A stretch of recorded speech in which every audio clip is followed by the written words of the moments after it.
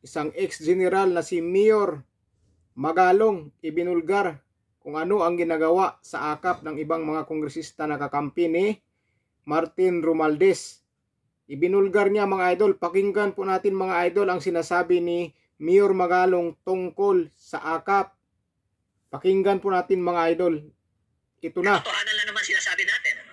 There's an allegation about the 777 na based doon sa aming pagtatanong din at based doon sa aming mga very reliable na sources, talagang totoo naman na meron talagang every time na sumama ka sa sortie ni Speaker, every congressman gets 777, 7 million na AIX or AKAP, 7 million na MAIP, and 7 million na tupad. So that's about 21 million. Kung nakaapat ka ba naman na sortie fee, 21 times 4. Inahayag ni Baguio City Mayor Benjamin Magalong ang kanyang nalalaman hinggil sa umano'y nakukuha ng mamambabatas mula sa paayuda program ng pamahalaan na dapat sanay sa taong bayan mapunta. Well, alam mo, katotohanan lang naman sinasabi natin.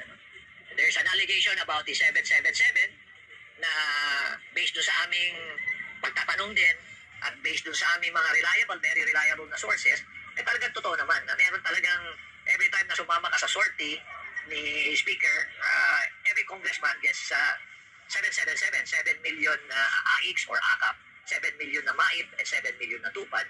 So that's about 21 million. Kung nakaapat ka ba naman na sortie fee, 21 times 4. Dismayado ang alkalde ng Baguio dahil aniya lumalabas pa na tila galing mismo sa sariling pera ng mga mambabatas ang ayudang ipinamimigay sa mga tao.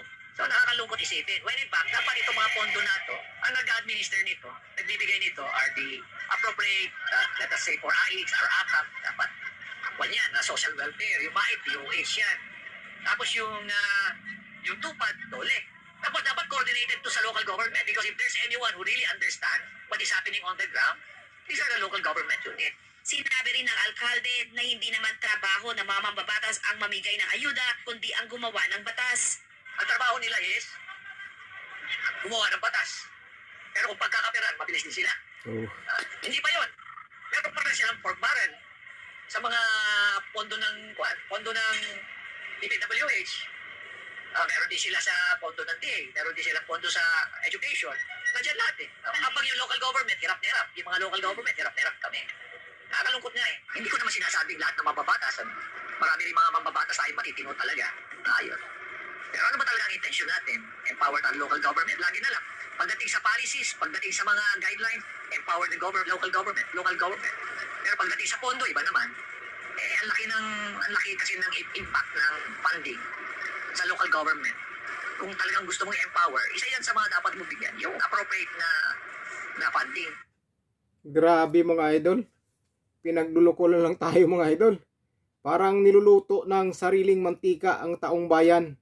Yung pira na buhis galing sa taong bayan, ipamumudmud nila, tapos ang taong bayan pa ang magpapasalamat sa kanila. Siyempre, sasabihin nila kung sino ang nagbigay o sino nagabot. Galing ito kay ganito, galing kay ganito. Ikaw naman ang nakatanggap, magpasalamat ka sa politisyan na namimigay kuno o siya ang dahilan kung bakit nakatanggap ka ng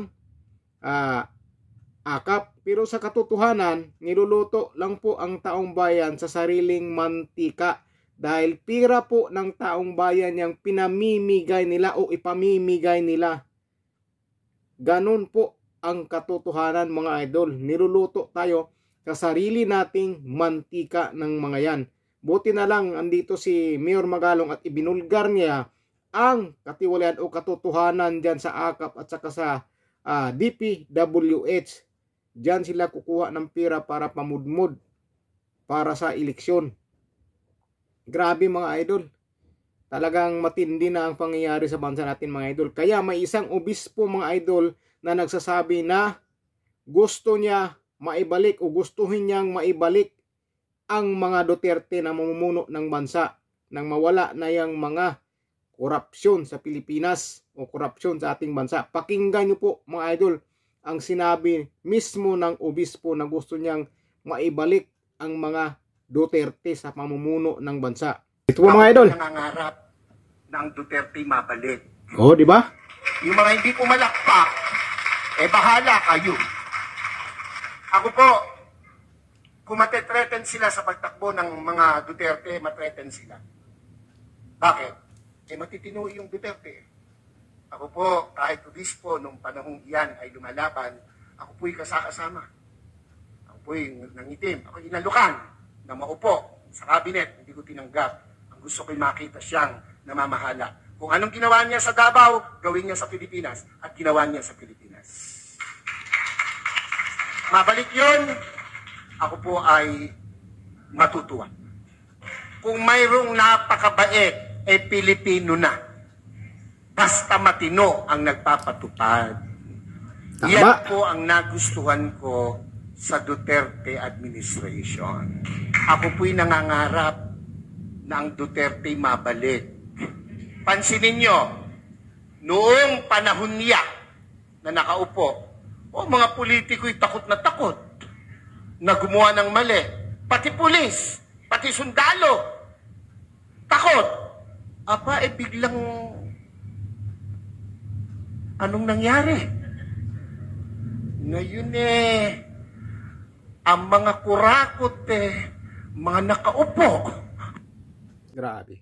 Grabe mga idol. Kita nyo mga idol, yung sinabi ng isang obispo. Kahit tinira ni Pangulong Rodrigo Duterte dati ang simbahang Katoliko, pero nagsalita ang obispo na napakaganda mamamahala ang mga Duterte. Dahil ang mga Duterte lang po ang nakapagpaalis ng mga masasamang tao o korupsyon sa ating bansa. Kaya bilib po ang isang obispo na yan. Kaya siya ay nangangarap na maibalik po ang mga Duterte. Kaya sigurado naman yung pangarap ng isang obispo na yan ay pangarap din po nating mga sambayanang Pilipino.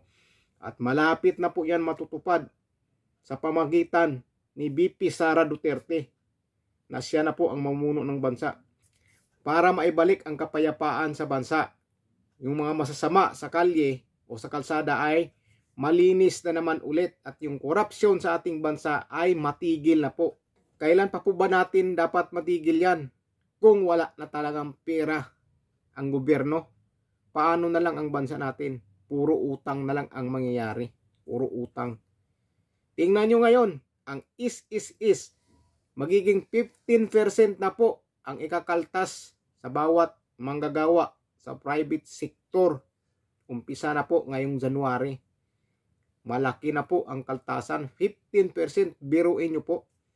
Samantala, yung pera ng SSS ay kinuhaan o binawasan at nilagay sa Maharlika Fund. Wala na po tayong balita kung ano na po nangyari sa Maharlika Fund na yan. Pinaglaanan ng pera ng SSS, PhilHealth, JSIS. Wala na tayong kalamalan mga idol. Kaya sana mga idol, darating ang panahon. Sana malapit na babalik ang mga Duterte sa pamamagitan ni VP Sara Duterte. So yun lang mga idol. Kaya kung bago lang kayo sa channel ko, huwag sana kalimutan mag-subscribe mga idol at mag-comment po kayo mga idol kung ano po ang masasabi nyo tungkol dyan sa AKAP at sa mga pangyayari sa bansa po natin mga idol na matindi na po ang korupsyon. Subscribe na po mga idol at paki-like ng video para dumami po tayo dito sa channel ko na solid po tayo mga idol. Solid po tayo. Ingat po kayo mga idol. God bless po sa inyo. Peace po tayong lahat.